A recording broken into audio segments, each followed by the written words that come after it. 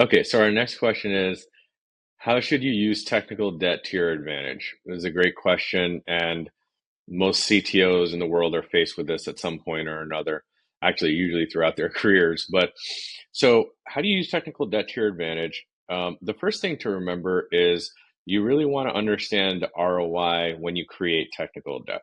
Okay. So, if you're going to solve some kind of major customer problem that's really going to generate a lot of revenue for you, it might be okay to create some technical debt to get the product out, the solution and product out the door to solve your customer problem. Then you can go and fix it at some future time. But here's the key is that you have to understand the ROI. You have to put in the hard work to create that like mini business case, even if it's just in your head or talking to the head of product or whoever wherever the demand is coming from. You have to figure out the ROI. And the next thing is you have to be really good at logging your technical debt. So the way to help you manage technical debt in a good way and use it to your advantage is you got to track all of it. Okay. Especially as your product gets larger, more complicated, you're going to start to forget what decisions you made, why you made them.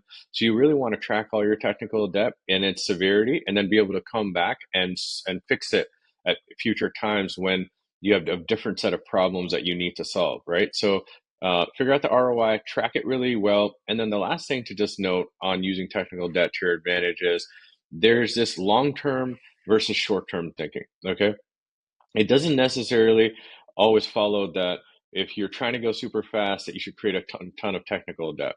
It might turn out that if you create a technical debt item for the current sprint or for the next few sprints, that comes back to bite you like 3 months later, okay, and slows you down.